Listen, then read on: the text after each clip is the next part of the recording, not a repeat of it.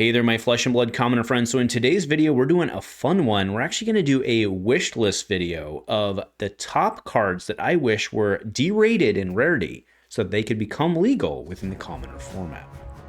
A huge shout out to our channel members for supporting what we do here. If you want to get involved with the channel and the Dice Commando community, please consider joining as a channel member. Remember, these videos are only possible with your support.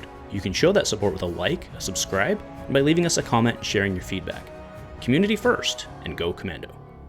Hey there, my flesh and blood commoner friends. Welcome back to the channel for another installment of Dice Commando midweek. Most weeks coming right at ya, talking the commoner format. And today's different. There's no deck tech. There's no strategy talk. It's just a straight up fun one wish list of cards that I would like to see get derated in their rarity so that they'd become legal in the commoner format. And I also pulled in some help. So I asked both my friends, Sean of Commoner Crawl fame, and of course, Mr. Kevin Sett, one of the best people in the world, what they would like to see. So let's go through theirs first. So Kevin's up first. His top 5 cards he would like to see derated in Rarity so they could become legal in the format. Number 5 is Hydraulic Press. Number 4 is Sneak Attack. I love this card, or I love this call, I should say, for like Uzuri. It's basically an Uzuri play. Number 3 for our Brutes is Rawhide Rumble. Number 2 is Warrior's Valor. We will be talking about that on my list later. Wink, wink, hint, hint. And then number 1 is Flight Pass. So I do want to talk about his number 1. What he wants to see is this derated. It's in the the Azalea Armory deck as the boots, but an M. And what he really wants to do is see it flip in so it can enable the archetype. And I think that's an excellent call. And I think it's a really, really good list, Kevin. So thank you for helping me out here. And we're gonna hit back to some of your picks in the future, in the near future, I should say. Now moving over to Mr. Sean, you can see his top 5 there. So Sigil of Solace, Flex, Boltyn Shot, Rootbound Carapace, and then his number 1 V of the Vanguard for some Boltyn love, which is much, much, much needed. So Sigil of Solace, Sean, I love you, man. I actually disagree. I think that belongs as a rare. It's also been reprinted as a rare because it was reprinted in The Hunted as a rare, and I think intentionally so. So I don't agree with you on that one. I love you, man. I don't agree with that one. But your number 4, I love that. Flex is a great call. I love bringing some fungibility to the format. I think that's a great call. Boltyn Shot, I think. Sean even said this in his text to me. He's like, Boltyn Shot is something I'd love to see, but like might not be okay. And I kind of lean into that because remember, Shiver can give the +1. So I think Boltyn Shot probably no. Actually, oh no, I was going to say the Dreadboard, but that's an M. So never mind. Number 2 is Rootbound Carapace. Him and I are completely aligned on that. Spoiler alert to the future. And then number 1's V of a Vanguard, as I already mentioned, to enable Boltyn. Him and I are very much in the same mindset. I have a slightly different take on it, but completely aligned with you. So thank you, Sean, for giving us your top 5. So let's go ahead and move into my list. That's right, there's 15. I couldn't get it to 10. I wanted to get it to 10, but I couldn't. And then I also chose the background. Actually, I'll shut the thing out just a second. I chose the background intentionally. I've always loved this art. I also love this card because it came to us first as an EA. I worked really hard to get 3 of them through skirmish season. It's a gorgeous, gorgeous EA. Love the art. But this card promised to work in our Lightning Heroes, but it just doesn't. Because it's a rare. Okay, and it's not in any of them. And I'd really love to see this card be playable, and I think that in the commoner format it would be playable, and I think it's perfectly reasonable for the commoner format. So this is nothing more than the fact that I want to abuse my EAs and get them on the table. Not really abuse, but I would like to utilize my EAs. I had them in my Aurora deck and I tried to get them working. They don't work. No Aurora decks are running this. No Azalea decks are running this. But in Commoner, I think that would be different, and it's too gorgeous of a card to not be on the table. This would be a great common for that reason alone. Number 14 is Take the Upper Hand. So this is play only if you've wagered this chain link. Target attack gets +3, and this is a warrior attack reaction. Now, you could make the argument for the full arc. I'm really arguing just for the red in this case because we've seen many, many, many cases so far that they will do a derating of just a single color. We saw it in the Boltyn deck. We've seen it in somewhere else. I don't remember off the top of my head, but we've seen several occasions where they'll only derate one of the colors. And I think Take the Upper Hand red would be great. And the reason is for Olympia. Straight up, I mean, he's the only one really, well, he's not the only one that can play it, but functionally, right? It would be really cool to see Olympia have another playstyle other than just utilizing him for Decimator because he has 2 extra effective health. Let's let Homeboy get a play, and I think Take the Upper Hand would make that happen. So my next one is actually my next 3, and the reason is they come as a set, okay? And what, you know, let's just be honest, Teklevasin is basically hot trash dumpster garbage in the commoner format. That's not entirely true. Let's be fair to our Tekla lovers out there. He does have some like pretty legitimate evos. We don't want things to go crazy. He's got some pretty legitimate evos out there that he can run, but he doesn't really have anything to do with those evos except for really block with them and kind of maybe try and boost. And it's just not, maybe he throws, you know, like the raw 3/7s, barraging, findals and stuff. You know, maybe he does that. But what I'd really like to see him do is get some tech. So to that point, we have Heavy Artillery, Mechanical Strength, and Liquid Cooled Mayhem. These are the 3 current rares that actually depend on Evo. Now, maybe in reality, you don't do all 3 of them. You know, so Heavy Artillery is maybe the one that doesn't get derated because it says the defending hero can't defend with this, where, you know, with X, whatever, you get it. Number of Evos makes you not be able to defend with this. So maybe in commoner format, maybe that doesn't quite fit the theme of commoner format. But Mechanical Strength to me seems like a windmill slam. Gets plus X, where X is the number of Evos you have equipped, still costs you 3. So it'd be a 3 for 8 if you have 3, 3 for 9 if you have 4. That seems fair considering what you have to do it. So I think Mechanical Strength, Windmill Slam, and then Liquid Cooled Mayhem is basically the inverse of Mechanical Strength, where it comes in, but it costs you less for the Evos that you have. So you could, in theory, throw this for 0. I like it, right? So again, Heavy Artillery could go either direction, but I think functionally understand what I'm driving at here is, you know, it's hard enough for Tekla to do what he wants to do. We should give him some payoffs, and right now, in my opinion, he doesn't have any payoffs, and I think these cards would, I'd love to see these cards get a common or derate. At some point in the future, maybe when we get a Tekla Armory deck. Now, the next 2 are also a pair, number 9 and number 10, and that's the Lace With and Spike With Blood Rot series. And I want to be very clear going in here, this is only Blood Rot. Now, the reason that I'm not Inertia, I'm not on Frailty, is I'm trying not to go into, there's not a whole bunch, in the grand scheme of things in Commoner, there's not a whole bunch of disruption, right? Like I said, in the grand scheme of things, it's more of like a math-based format, do your thing, make your opponent make decisions. I feel that that's right from a macro point of view, but that's what's kind of disadvantaged the Assassins overall, is they don't really have a lot of tools with which what they want to do, or to do with which what they want to do. So I feel that Blood Rot, which is the one that just deals damage and doesn't screw with their game plan, it doesn't prevent them from doing what they want to do, there's no real disruptive effect, it just deals damage.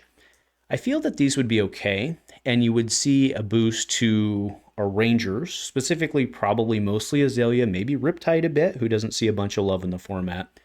And then Spike With Blood Rot is obviously pure Assassin. But I feel that, you know, each one of these has their own merits within their own class of trying to bring it on to the table. So I would like to see each one of these get evaluated in their own section. And then, of course, you know, then you could play Lace With Blood Rot and Lace With Blood Root, perhaps. Kidding, kind of. All right, number 8. Excuse me, that's right. The last one was Double Dip. Pulsing Aether Life. So I am not coming in here and saying that all of the meld cards out of Rosetta should be rares. I'm not asking for that as a series. I know that's hard to understand, or maybe hard to get on board with considering the last 2 arguments I made. But this one particularly, if we go and we look at Verdance, she really, at least currently, is looking for a lot of 1/4s. And, you know, Moon just got banned, so that might be changing. But she has a lack of 1/4s. She also has kind of a lack of Earth cards, especially ones that block 3. And I feel that this card would fit her pretty well because you could just straight, and to be clear, I know this isn't a 1/4, it's actually a 1/4 and a 2+1/4, 2/5 kind of in its own way.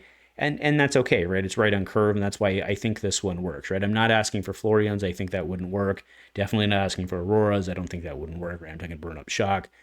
Wouldn't work. But I think this one fits really well to kind of round her out, give her a little bit more on what she needs. Now, Penetration Script, the reason this is in my number 7 slot is I feel that this would really help in, I was going to say DO, but it's actually Database Dash in Commoner. Database Dash really just does her ability for boom grenades in Commoner. And it's okay, and it's fun, and it's cool. But I think there'd be a neatness to it if we could have a quote-unquote attack reaction, which in many cases with her ability on this is how that functions. I think that would be pretty neat. And, you know, there's a couple other things that she can run, doesn't frequently. I mean, there's options out there. I'm not saying she doesn't run any other equipment or any other items, I should say, excuse me. But I think this one would add a lot to her, and it's really kind of a scalpel for her. Like, I don't think anybody else is really going to run this, at least in the commoner format today. So I think that this would be a really good one to derate and get access for Database Dash. Now, number 6, this is my pick for Levia, and there's several options out there. Levia is really not. She's just not good in Commoner right now. There's too much liability there. That's not to say she's never won a Commoner game, but by and large, she's got a big hill to climb. And I'm not saying that this is going to fix that and overhaul that, but Writhing Beast Hulk, I think, would make some ground. So as an additional cost to play this, banish 3 random cards from your graveyard, and if card with 6 or more is banished this way, it gains Dominate. So this is actually, this is a 2/6, and the reason that the 2 being relevant is it actually pairs with certain things that Levia can do in her deck, right? In terms of like the non-attacks or the pumps or whatever she may want to do. Heck, she might even play, you know, vanilla like 1/3s like Come to Fight, or more specifically, right, the lead with power, and which is actually really good with her she'd be playing Claws. Well, actually, would she? I don't know what we would see in the new era, but you get my point. I think this one would be really good. There's a couple other possibilities out there, but I think this one, being the 2 for 6, enables other potential patterns. And that's why I landed on this one as the Levia tech, because I think the 2/6 is overall the right call. And again, you'd probably only have to derate the red, because I don't think you'd really care about anything else overall. Okay. Now, my number 5, and this lines up with Mr. Kevin, Warrior's Valor. So what we need to remember in context, and perhaps I should have led the discussion with this, but what we need to remember in context is that a lot of rarity ratings are done so because of the frequency they want them to be in limited. And if you look at something like Warrior's Valor, it came out in WTR. It was a functional staple of the warrior class at the time. And I think if we bring Warrior's Valor in, Dorinthea, OG Dorinthea, well, the other Dorinthea is not legal in Commoner, so you get it. So Dorinthea is actually, like, Dorinthea Dawnblade could actually be a thing. And I don't think it's an accident that both Kevin and I landed on this as a top choice decision for that very reason. Now, yes, there are potential cross-contamination events with the dual swings, but by and large, I don't think they're going to run them. I think that this will land primarily. I'm not saying Kassai will never run this, right? Because she could do this and then over the top. It's there, all off of blue, with a second swing on the back for sure. But I think your second swing ones are going to lean more into the guaranteed go again. Whereas I think this would really facilitate the single swing warrior very well. And I would like to say, I mean, again, this is a fundamental card that I believe the primary reason it's a rare is because of the frequency they wanted it to be in the card pool. And I think that for many of these in the list below, that's also the case. Like Penetration Script, for example, can you imagine if that had been a common back in draft in the all-mech set, right? Makes sense that it's a rare, something people are competing over. But in terms of being functional to a character's play style, or helping them, maybe not even that statement, but helping them grow and do what they were functionally designed to do, I think makes a lot of sense. Now, my number 4 slot is Death Touch. So this actually, I want to hit back to Sneak Attack from Mr. Kevin, and I think Sneak Attack was a great choice. It was actually on my original list, but I ended up landing on Death Touch for 2 reasons, really. The biggest of which is the fungibility. Well, I guess both of them are the fungibility, right? But this card, I think, would do a lot of good with Riptide, who doesn't have a lot of presence within the format. And this would be pretty great, right? Load nimbleism to load and fire. I mean, we usually fire on an arrow, I get it, but that's pretty cool, right? That's pretty functional. Plus, it's a popper for the assassins, popper for the rangers, which really don't have them, right? All their arrows are 1/5s, 0/4s, 1/5s, whatever it may be. Assassins are really in the same boat. And with the, at least for today, the limited sideboard within Commoner, I think this would really go a long way to helping both of those classes, which, in general, at the top tables are very underrepresented. So I think Death Touch would be pretty cool. Now, going to my earlier point about the disruption, I do think that's an inherent risk with this. I do. But it's got to hit. I mean, that's the same argument on the other ones too, to be fair. But I do think the fact that this is a popper and multi-class and has the restriction, I think this one's okay. Now, my number 3, again, going to Mr. Sean's list, is Rootbound Carapace. So this is a play both for Florian and Verdance, because if you really go and you look at the number of decomposed cards out there, I believe there to be 3 commons, 3 decomposed commons, one of which is Summer's Fall, which when you do it doesn't really get anything except to blow up an aura, which seems, pretty use case. So you're kind of, if you're trying to get 3 decomposed cards, and by that, 3 sets, it seems really bad value. So functionally, there's really only 2 decomposed cards. And when you consider that the format has Sync, Fate, and Springboard, all of which are very popular options, I don't believe that the Earth Heroes would sit down with Sync, Fate, Somersault, and Rootbound. I think they'd make a decision to run this in probably Fate's slot and not run Springboard anyway.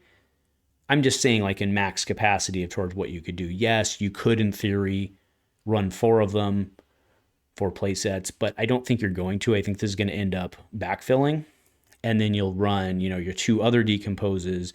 You won't run Summer's Fall, and what this will end up doing is really helping round out that decompose suite. So, and again, I believe that this is one of those cards that is meant as a functional staple for the heroes, but was rare because they didn't want it to be a common within the draft pool, because they didn't want everybody to just run decomposed D-reacts, right? They wanted folks to have to fight over it. So I believe this to be a functional product of that, and something that would be very valuable for the commoner format. Now, my number 2, this is my overall brute choice, and I think this is a very strong choice. So it's Wrecking Ball. This is actually from DVR, Dorinthea versus Rhinar. So for 3, when you attack with Wrecking Ball, draw a card and discard a random. If a card with 6 or more is discarded this way, Intimidate, which with Rhinar obviously would intimidate, and this itself is a 6. So first off, this only exists in DVR, and it was also an Armory promo associated with that release, plus or minus a few months, okay? But I think, so first off, this would have, and it only exists in red, I believe that, yeah, it does. It only exists in red, just like, Hit and Run only exists in yellow. This would be a functional, like, no issue. Wouldn't change anything. I don't even think it would end up in competitive decks. But what this could potentially do for Rhinar, maybe the rest of the blues, but certainly Rhinar, would be really huge. It would actually give him, he could potentially do triple intimidate turns that aren't insane pie in the sky things. I would like to see this. I think this is a very reasonable card with which to do it, but I'd love to hear, I know my brute people got opinions out there, so I'd love to hear your thoughts. And my brute people would be like, hell yeah, I want it. But could be overpowered. But I do think that giving him a functional, just like you know, 3-card hand, double intimidate. I think it's doable. And then my last kind of go to with Sean. He had chose via the Vanguard because he wanted to see Boltyn do better. Mine's actually Raiden. So Raiden is a Majestic, but derating it to rare would mean, of course, that we could still run in Commoner. And I do believe that this is what Boltyn needs in order to have any sort of identity in the format. There's nothing, you know, I mean, I'm not trying to poop on Boltyn here, folks. I'm trying to help him. So the feedback is out of love, right? But there's nothing that he can do that everybody else just can't do better and easier at the same time. So if we really want if we really want Boltyn to come in and have an identity and do something in the format, I think you want to go Raiden. Now, Sean's recommendation of via the Vanguard is a pretty good choice, right? Because if you're playing him with Hatch, I mean, think about it, back in Limited, right? Harken back to Limited. You're trying to go via the Vanguard, hatchet. That's what you're trying to do. And very good, right? Sets up things, can win games. But Raiden is more, in my opinion, Raiden is more functional within the Commoner format versus leaning into via the Vanguard, which is kind of more of a combo we play with very loose air quotes there. But, I mean, just think about it, right? Functionally, Boltyn is built around being able to charge, have them block that, get go again, and swing Raiden for free. That's his functional identity. And I certainly don't think that derating this to rare and bringing it within the card pool changes anything else except just to make somebody actually be able to play Boltyn. So anyway, folks, that's the concept behind my list. I would love to hear your recommendations for other things within the context of kind of my confines of mindset here, which is keep it simple, keep it relatively siloed, low impact to the format on the whole, but upskilling folks that really have no identity within the format. I would love to see that. Now, we are 20 some odd minutes in, so let's just throw it out there. Cue the "this is why we play Clash" comments. Clash Cult, you can do your thing. You already did 14 seconds in because you do on every commenter video. And I appreciate the algorithm help. But realistically, can't we work together to try and make Commoner better? Try and make all the formats better together instead of pooping on one to try and raise the other one up. I know that's how the world works these days, but I think we're smarter than that. So anyway, that's my piece. And the dislikes for the Commoner cult thing or the Clash cult thing. But either way, let's make Commoner better. And I think that some fun derates for no purpose other than just upskilling some downtrodden heroes that have very little identity in the format, I don't think it hurt anything at all. My thoughts. Go Commando.